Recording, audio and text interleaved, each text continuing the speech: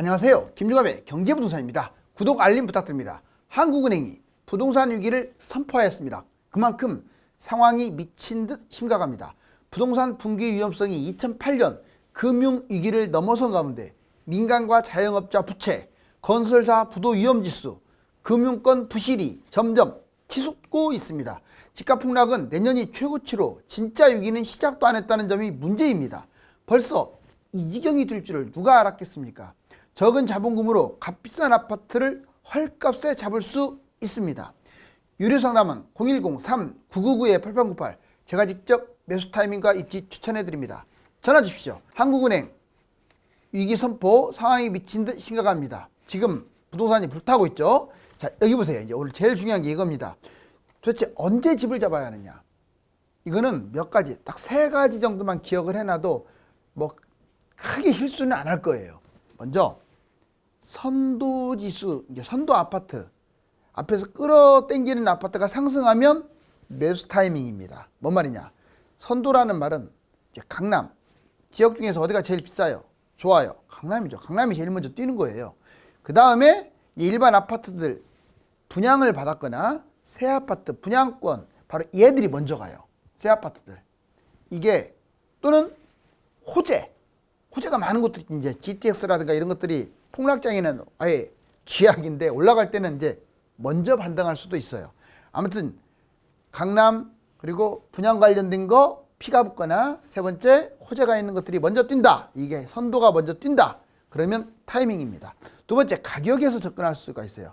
최고가 대비 약 평균적으로는 40% 떨어지거나 금매는 반토막 나옵니다. 자, 금매가 반토막 정도까지 내려가면 뭐 더 떨어지든 어쨌든 기본적 바닥이라고 볼 수가 있어요. 자, 그리고 주간 하락폭이 점점점 줄어들고 거래가 활발하게 늘어났네. 그리고 바닥 대비 상승하는 단지들이 하나 둘 증가하고 있어요. 그리고 또 1주도 아니고 4주 연속 올라가고 있습니다. 그러면 이제 바닥 따지기가 끝났다는 거죠. 세 번째 하락 기간, 2년 하락 기준, 2년간 폭락 후에 반등, 장기 정체. 뭔 말이냐? 1, 2년 동안이 제일 많이 빠져요. 집값 하락 기간 1, 2년 동안이 제일 많이 빠진다고요. 그리고 3, 4, 5년 빠지더라도 그때는 조금 더 빠지거나 횡보를 해요. 그렇기 때문에 2년 빠졌다. 그러면 5년이 빠지든 뭐 6년이 빠지든 반토막 났으면 매수해도 크게 손해는 안 봅니다. 침체 위기 보통은 3에서 5년 가는 경우도 있고 또 해외 집값하고 연동하니까 해외 집값도 판단을 해야겠죠. 상승 순서는 강남, 서울, 수도권, 광역시, 지방 항상 이 순서입니다. 정리하면 자, 강남이라든가 새 아파트 분양 호재 이게 뛰면 뛴다. 자, 가격 40% 평균, 금매는 50% 이렇게 떨어지면 잡아도 된다. 하락 기간 2년 정도 떨어지면 된다. 아직 1년밖에 안 빠졌죠. 자, 한국은행 금융불안 위기 단계를 선포. 뭐 선포했다기보다도 사실상 자료를 계속 지금 배포하고 있죠. 자, 한국은행 부동산발 금융불안 위기 단계라고 지금 아예 노골적으로 나와 있잖아요. 얼마나 심각하면 이런 말들이 막 나오겠어요. 자, 크게 세 가지입니다. 민간부채, 건설사, 은행권. 항상 근본이 되는 것은 민간부채죠. 자, 민간부채, 즉 민간부채라는 의미는 가계부채하고 기업부채를 합친 거라고 보시면 돼요. GDP 대비 224%로 최고치. 여기에 가계부채는 또 플러스 거의 60 이상을 더 얹어야 돼요. 왜냐하면 임대차, 전세 이 부분도 있고 또는 사채 시장에서 빌린 것도 있고 아무튼 그걸 다 빼더라도 224% 진짜 천문학적이죠. 자영업자 대출 1014조 주로 은행이 아닌 비은행권이라든가 연체 이게 급증하고 있다는 게 문제. 그 다음에 영끌과 하우스푸어 무려 108만 가구입니다. 현재만 108이에요. 이게 점점점 집값이 내려가게 되면 200만, 300만 늘어나게 되겠죠. 아무튼 최대 위기 맞아요. 건설사 볼까요? 종합건설사. 여러분들이 알고 있는 건설사가 폐업되는데 이름 없는 건설사도 많죠. 자, 무려 34%나 사라져버렸어요. 하반기만 해서 182건으로 작년보다 엄청나게 늘어났습니다. 부도의 원인이 왜 그러는 줄 아세요? 신용이 하락하고 PF를 지나치게 일으켜서 자금 경색된 거예요. 돈맥 경화, 돈이 부족하다 이거죠. 그리고 미분양이 급증하는 거죠. 이제 이름 없는 건설사들뿐만 아니라 중견그룹도 지금 내년부터는 부도가 날 확률이 커요. 자, 문제점은 뭐냐면 이러다 보면 이 금융권과 건설사가 밀착되어 있잖아요, 지금. 그래서 이 건설사가 부도가 남으로써 연쇄 줄도산, 연쇄 부도가 나면 금융이 부실돼서 금융이 파산되는 거예요. 이게 1금융까지도 영향을 줄 수 있고요. 뭐 은행권 볼까요? 금융불안지수 위기, 위험 노출액이 얼마인 줄 아세요? 2,700조입니다. 이 노출 금액이. 이거 뭐 몇천억 갖고도 부도 났는데 2,700조, 이거 상상 초월이죠. 제2금융권 위기, CP, ABCP 56조가 있는데 이걸 계속 만기가 돌아오잖아요. 이걸 막지 못하는 회사가 늘어날수록 금융위기가 터지는 거예요. 그 다음에 부실금융권, 다시 말하지만 저축은행, 캐피탈, 카드사, 여신사 이런 데가 상당히 위험합니다. 증권사도 위험해요. 자, 부동산 지속적 폭등락 계속 반복하는데 여기서 꼭 알아둘 게 있어요. 이거 좀 기억 좀 하세요. 자, 폭등론이라든가 이 폭락론이라든가 이거는 우리가 편의상 정한 건데 영원히 폭등한다, 영원히 폭락한다 이런 식으로 말하는 사람 말은요 아예 듣지도 마세요. 여러분들 영원히 올라가는 게 어디 있어요? 지금 그래프가 과거 40년 동안 보면 올랐다 떨어졌다 하면서 우상향한 건 맞죠? 그러면 지금 작년까지도 계속 올라간다고 끝까지 잡으라는 사람들 많죠. 그래서 벼락거지 여러분들 완전 신벼락거지 됐잖아요. 폭락론 말 믿다가 집 못 잡아가지고 완전 개털된 사람도 많죠. 즉 무슨 말을 하려고 하느냐면 모든 시세는 폭등을 했으면 폭락을 하게 되고 또 다시 폭등하고 이렇게 사이클이 이어진다는 걸 생각을 해야지 너무 한쪽으로 빠지면 안 돼요. 여기 보세요. 집값 폭락에 영끌오적 비난받는 쪽집게 전문가들. 뭐 너무 쪽집게입니까? 뭐. 자, 조선일보. 특히 제가 여러 번 얘기했습니다. 젊은 사람들, 젊은 전문가들 조심하세요. 특히 45세 미만. 왜냐하면 나이까지 제가 정해주는 이유가 그 사람들은 하락장을 겪어보질 않았어요. 그러니까 모르는 거예요. 제가 50%씩 폭락한다고 할 때 믿지를 않더라고요.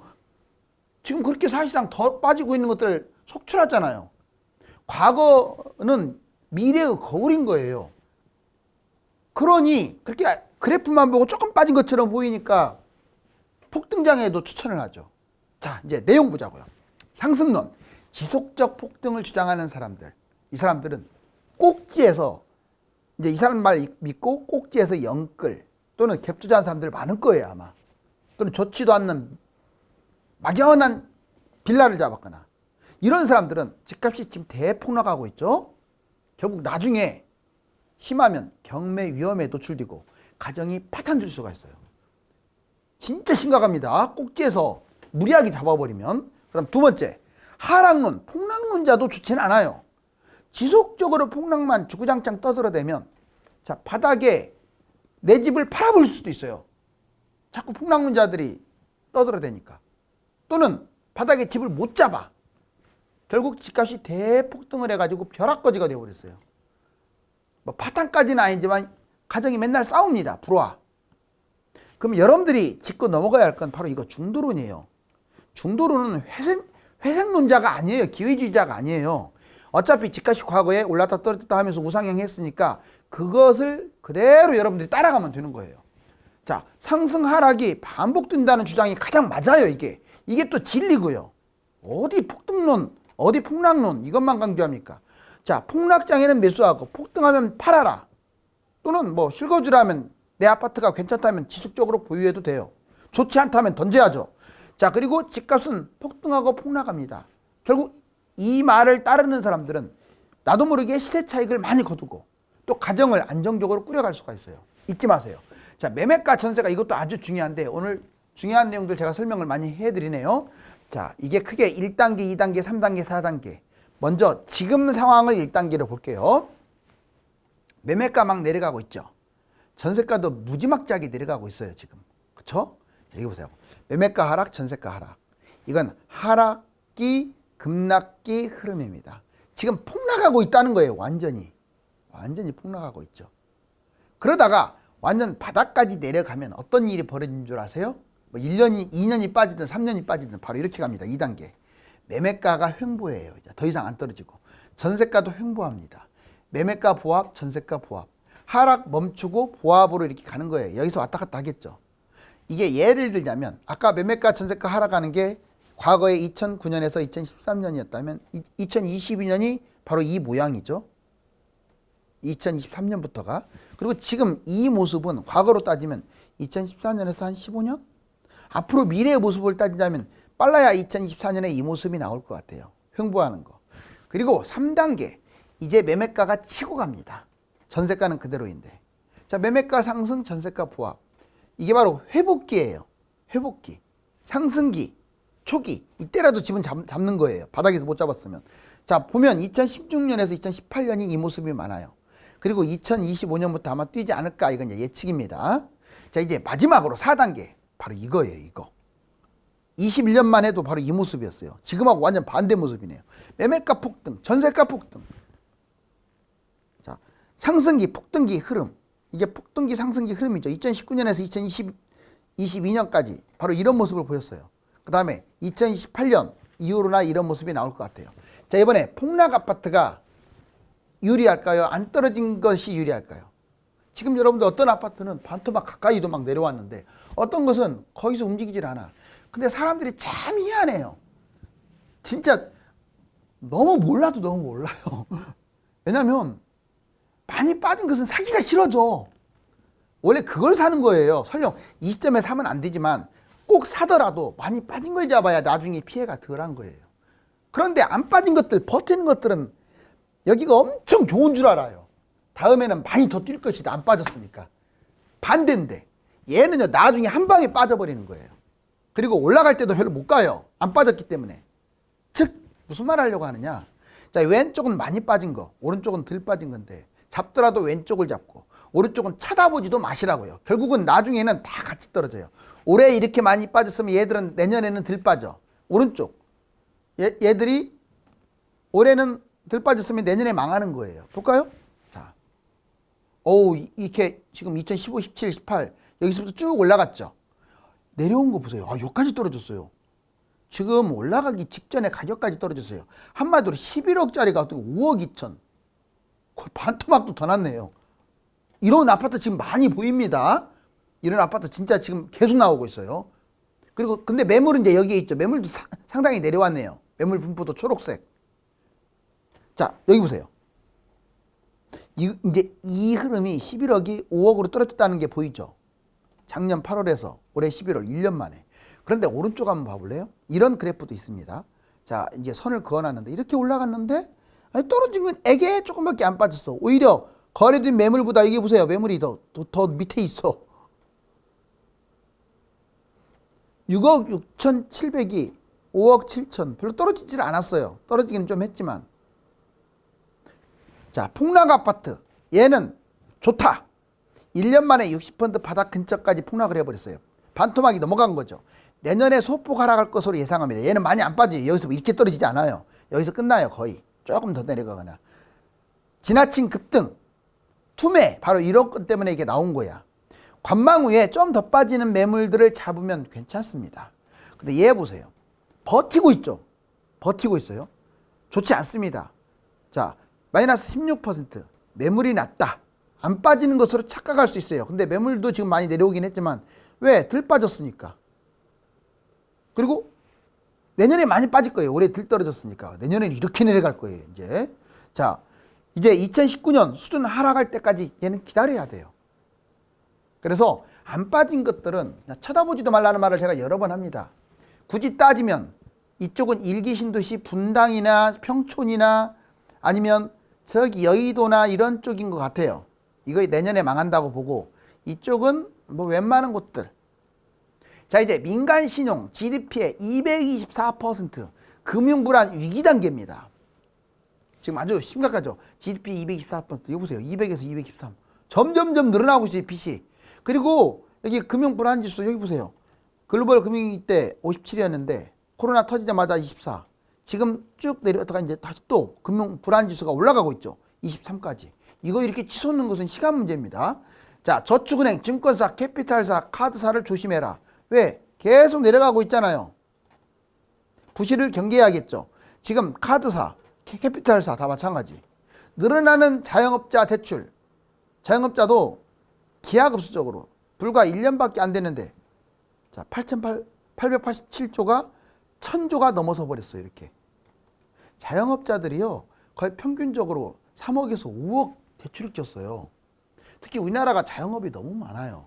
좀 정부에서 속가내기 좀 했으면 좋겠어요. 그냥 물론 먹고 살기가 힘든 건 이해하지만 안 되니까 무조건 막 뛰어드는 거예요. 장사에. 그러면 또 국가가 보상해주고 도덕적 해이. 국가가 절대 보상해주면 안 됩니다. 빚은 받아야 돼요.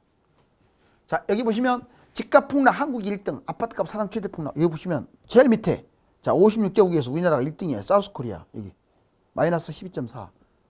지금 외국에서 계속 이거 떠들어대는 것도 보여지죠. 연일 하락한 아파트 이거 지금 12월 달입니다. 6월 달부터 그냥 여기 보세요. 수직으로 빠지지 않아요? 예전에는 이렇게 빠졌어요. 집값이. 근데 지금 수직으로 빠지는 이유는 두 가지입니다. 첫 번째는 거품이 너무 심했어. 두 번째는 지금 금리 인상이다, 경기 침체다. 세 개가 휘청거리고 있어요. 전세가 하락, 보증금 반환 불가, 전세가 하락하고 만약에 보증금이 10% 떨어졌다, 3.7, 20% 떨어졌다, 6.3, 40% 떨어졌다, 10.9. 이거 못 돌려준다는 퍼센트예요. 못 돌려준다고요. 돈이 없으니까 보증금을 집값이 떨어질수록 보증금을 못 돌려줘. 빚을 내도 한계가 있다 이거죠. LTV 보실래요? 자, 연소득이 제일 중요하죠. 연소득이 1억 있는 사람은 4억을 6억대까지 대출받았는데 연소득이 7천이면 4억 6천에서 4억 6천에게 조금밖에 안 늘어났네요. 연소득 5천은 그냥 그대로예요. 즉 DSR이 풀리지 않으면 대출 한계가 있는데 아마 국제 협약이 되어 있기 때문에 DSR을 풀 수는 없고 DSR을 대신해서 풀어주는 곳이 있어요. 예를 들어서 건설사, 시행사, 자기들이 내준다는데 할 말 없죠. 또는 뭐 금융권 바로 이런 데서 해주는 경우 있습니다. 그래서 막 미분양 나면 막 해주는 거예요. 자, 깡통전세 사기수법 아주 뭐 빌라왕 그런 말도 나오는데 임대인 건축주가 있으면 바지사장을 하나 이렇게 만들어 놓죠. 자, 일단 신축 빌라 전세 계약을 아주 초년생 이제 30살밖에 안 먹은 초년생 그리고 무자격 부동산 컨설팅 직원이 딱 있고 공인중개사가 이렇게 대신 빌려줬어요. 그리고 이 둘이 계약을 한 겁니다. 당연히 이 무자격자는 자, 임대인하고 임차인의 다리를 놔준 거죠. 좀 임대인 이 건축주는 돈을 많이 주고 이 사람한테 자, 아무것도 모르는 임차인 그대로 계약을 했다가 돈 완전 띵기게 생겼죠. 그리고 이 사람이 이제 항의하려고 하면 이 사람은 사라지고 여기 바지사장인 임대인 2 이 사람하고 이제 얘기. 자, 신혼부부 두 번째 깡통전세 보실래요? 자, 임대인이 있고 임차인이 있습니다. 둘이 계약을 하죠. 그런데 여기서 공인중개사 CD가 이 거를 그대로 뭐라 그럴까 이름과 상호를 무단 사용하고 결국 이렇게 계약을 했습니다. 당연히 임대인은 이 사람한테 돈 왕창 줬고 자, 이 사람은 돈을 많이 받고 임차인하고 이제 수수 정식 계약을 한 거죠. 이렇게 3자가 이 사람은 이 사람 걸 도용하고 바로 이런 식으로 해가지고 자, 이 사람이 사라져 버리거나 이런 문제가 많이 발생하게 돼요. 그래서 깡통전세 특히 우리 여러분들 자녀분들 잘 신경 써야 돼요. 자, 이제 하락장에 이렇게 20% 40% 전국 지금 지도가 있는데 이렇게 분양한다고요. 이게 눈앞에 지금 펼쳐지고 있어요. 내년이면 이거 나올 것 같은데요. 바로 부동산 매수 타이밍은 집값이 2년 떨어지고 금매가 고점 대비 50% 하락하였으며 강남과 분양권이 반등하려는 움직임이 보일 때입니다. 감사합니다.